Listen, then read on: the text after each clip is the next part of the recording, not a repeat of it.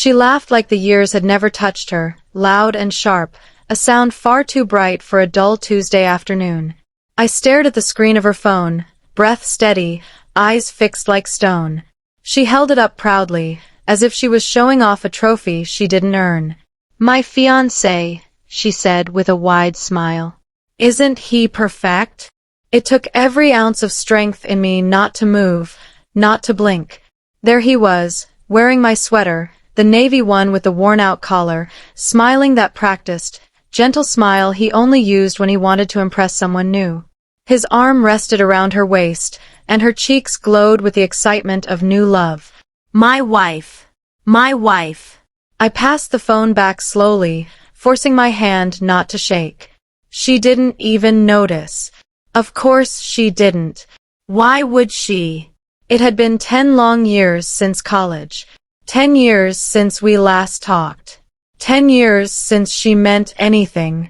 And now she appeared again, suddenly, like a ghost, talking fast, laughing loudly, completely unaware of the spark she had just dropped onto the trail of gasoline running under my life.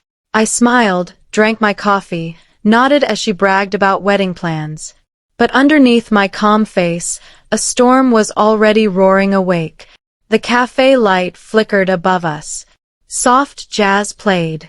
Her voice faded into background noise, just static behind the thunder of my own heartbeat. It wasn't a stranger's face. I knew that face.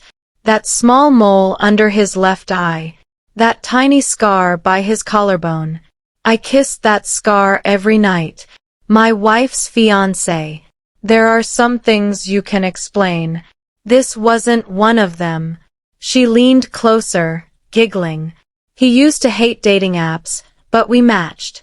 And honestly, it feels like fate. I excused myself and stepped into the restroom, locked the door, and sat on the cold toilet seat, staring blankly at the wall.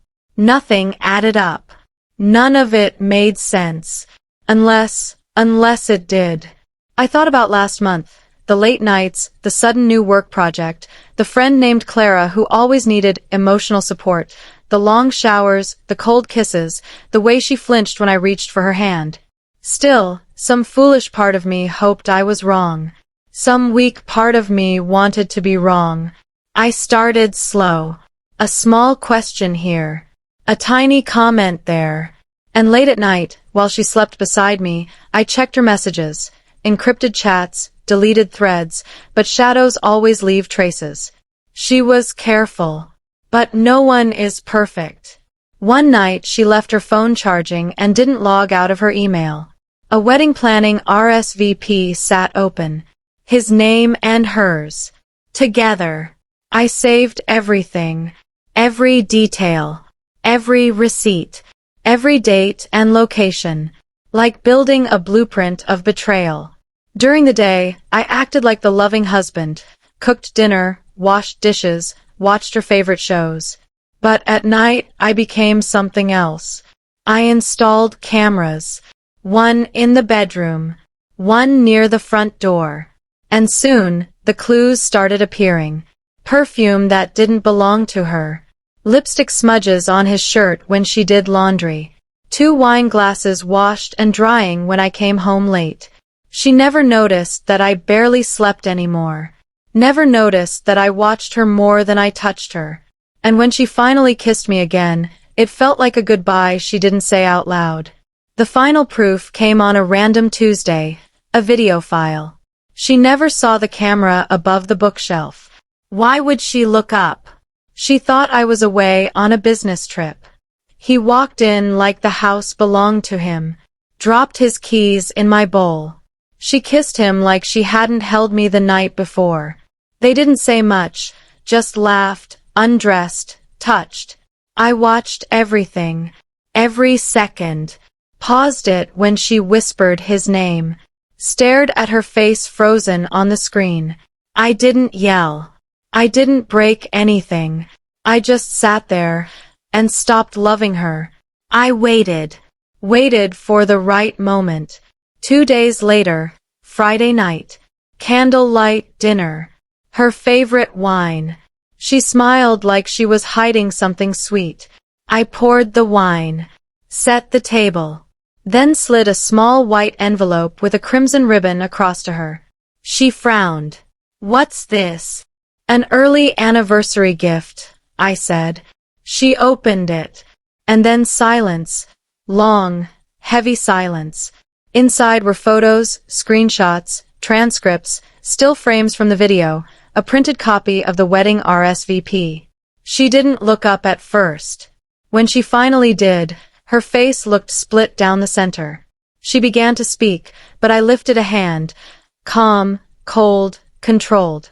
"I'm not here to argue," I said.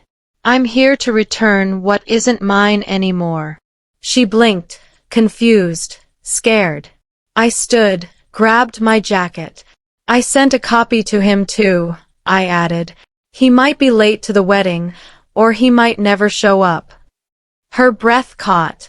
Her mouth opened, but not a single sound came out. Only silence, the kind that swallows everything. I didn't look back as I walked away. I didn't need to. The storm inside me was over. Only the cold truth remained. She had lied so easily, smiled through every false moment. And I had allowed it. But not anymore. There is power in knowing the truth. And even more power in making sure they know you know. I walked past our favorite cafe, past the bookstore she pretended to love for me. I deleted her contact, blocked his number, and burned our last photo. Some wounds don't bleed. They harden. They turn to stone. I didn't lose her. I exposed her.